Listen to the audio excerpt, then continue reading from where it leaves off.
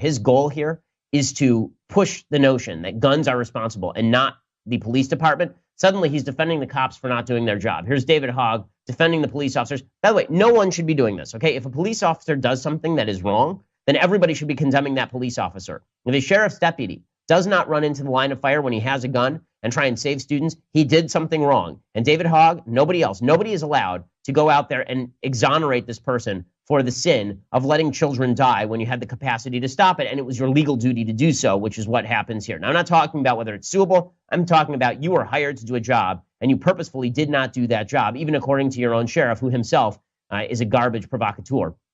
Now, here is David Hogg on CNN defending the police officers and saying, well, I don't really want to say anything about Scott Israel. No shock, he doesn't want to say anything about Scott Israel. Scott Israel's on the same side as he is when it comes to guns. And if he goes after Scott Israel, then it may allow the press to swivel their attention away from their maniacal approach to gun control and toward what actually happened here. So here's David Hogg.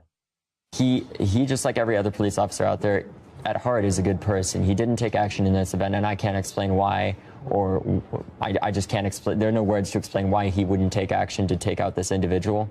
But I think it's a good example of how if he didn't take action and supposedly 4 others didn't, I mean, who does? Who wants to go down the barrel of an AR-15 even with a Glock? And I know that's what these police officers are supposed to do. But they're people too. They need to worry about themselves as well as all the other students. And I don't think teachers need to have that responsibility either. So no one should have the responsibility of facing down a bad shooter. So who's going to stop that bad shooter?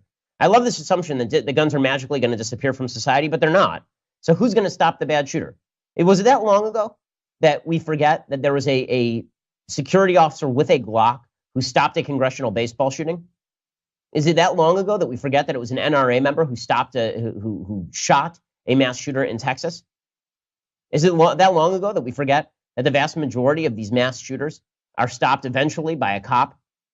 Most of them don't end up shooting themselves. Usually it's the police officers who have to do something to stop these guys. But I guess that we're going to pretend that David Hogg gets to be the Pope now. He's going to provide indulgences. He's going to provide old school, corrupt indulgences. All he has to do is sit around and pass out indulgences. All you have to do to get an indulgence is say that you are for gun control. That's all you have to do. David Hogg really keeping the blame where it belongs. He keeps attacking Dana Lash. So he's on CNN's Reliable Sources with Brian Stelter. And there, he defended the sheriff again, said that the sheriff, Scott Israel, hadn't done anything wrong, but attacked Dana Lash again, because, of course, Dana is more responsible than the sheriff whose job it is to actually protect these kids and who failed dramatically over and over and over and over 45 times, and then had a sheriff's deputy there who didn't do anything, and maybe 3 more who didn't do anything, and then went on national television and yelled about it. Here's David Hogg, though, attacking Dana Lash, because it's really Dana's fault. Here's what Dana's been saying as a spokesperson for the NRA. She says that she wants to continue to pass laws. She wants people in Congress to pass laws that help out with mental health and things like that, and she says that she can't do that. Are you kidding me? You own these politicians. You've passed legislation that enables these bump stocks, which, by the way, aren't allowed at NRA shooting ranges because they're too dangerous. That's how bad they are. But continuing on with my point, she wants Congress to take action and says that they won't. Are you kidding me? She owns these congressmen. She can get them to do things. It's just she doesn't care about these children's lives. Well, I asked Dana, if she owns congressmen, can she get them to do entitlement reform? I mean, so long as she's got them completely in her pocket, can she push them for maybe some better regulations? Yeah, there are about 1,000 things that I could ask Dana to do as long as she has Congress directly in her pocket. But that last statement is really egregious, and we're going to discuss that at length in just a second. That last statement where he says that Dana doesn't care if children get killed, this is sick stuff. And I understand you went through a tragedy. I understand something bad happened to you. That does not make that statement any less immoral.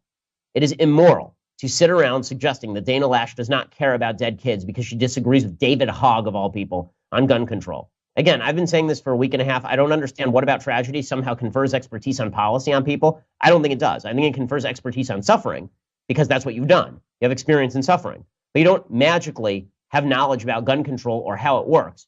You don't magically have knowledge about gun policy after studying the issue for half a hot second, and then going on TV and spouting slogans that you got from Chuck Schumer's webpage. And you certainly don't have the moral credibility under any circumstances to impugn the intent of people who clearly do care about the death of children. You know who doesn't care about the death of those kids? The shooter. You know who doesn't care about the death of those kids? Presumably ISIS. But I promise you, Dana Lash does care about the death of those kids. I even believe that Scott Israel, who I think is a schmuck, cares about the death of those kids. I think he's a bad guy. I think he cares more deeply about his own political career than he does about the truth. But I'm sure that he was pained by the death of those children. But attributing those motives to Dana, it really is immoral. And this brings up a serious problem with the entire debate that we are currently having.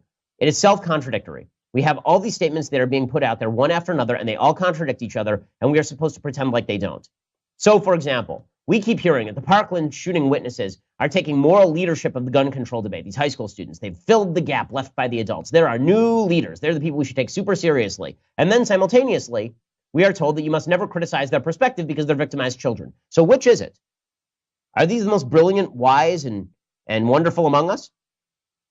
Or is it possible that they could be criticized? Like, which is it? Are they innocent children? And if they are innocent children, then wouldn't that suggest we have to protect their innocence rather than using them as political shields? It's so disingenuous to go around saying these kids are the new experts on gun control, and then the minute you say what they just said is wrong or immoral or not true, then it's you who are the problem. I'm not the one who stepped in front of the camera after a shooting and decided to spout off about gun control. And that was not me, right? I mean, that's my job is to comment on current events. But these kids put themselves in the public eye. That's fine. That's their choice. But being in the public eye comes with criticism. It does. I've been doing it since I was their age. I understand that. I got hit a lot when I was a kid for all of the things that I said politically. And you know what? Some of those were deserved. Sometimes I was wrong.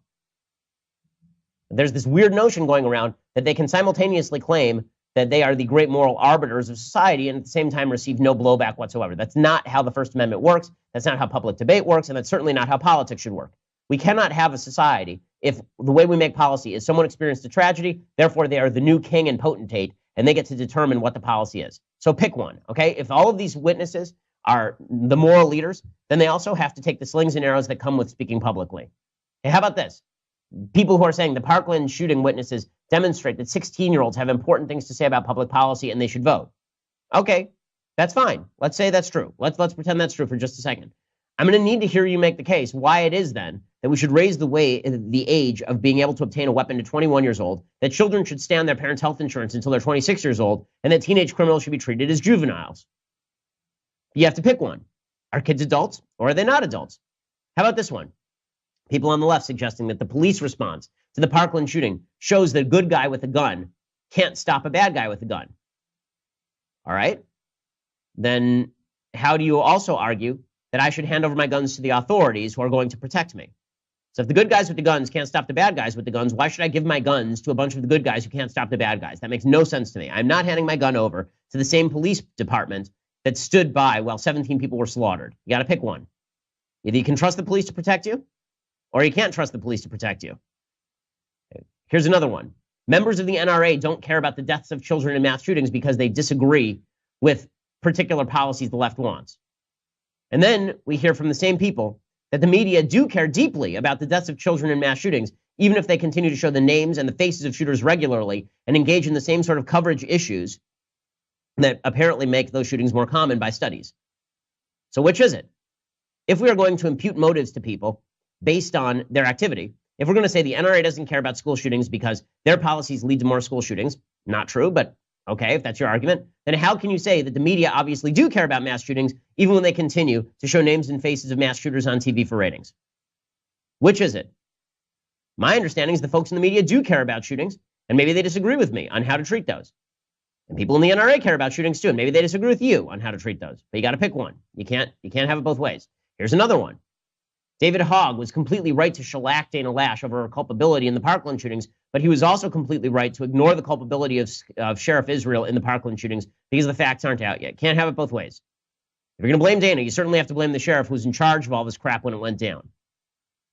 How about this? The shooting survivors claiming that Dana and Senator Rubio are morally inferior human beings who don't care about the mass slaughter of innocent kids, but Americans are doing something deeply wrong if we question whether it's appropriate for survivors to impute nasty motives to those with whom they disagree. So in other words, if you're a survivor, you get to impute whatever motive you want to anybody else. But if I say, I'm going to impute a motive to you, which is a political motive to how you are assessing blame, then I'm the bad guy for having politicized. Doesn't work that way. The same people, I mean, again, there's so many contradictions that are being offered by the gun control proponents here. None of these make sense.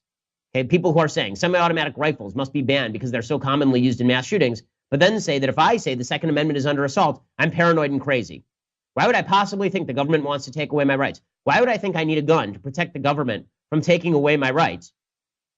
And then at the same time, they say the government should remove my guns from my house. Explain that one. Explain. By the way, side note here, I saw an argument online today from some dolt that the Second Amendment should be interpreted to give everyone a musket, as opposed to the rifle that they currently have, right?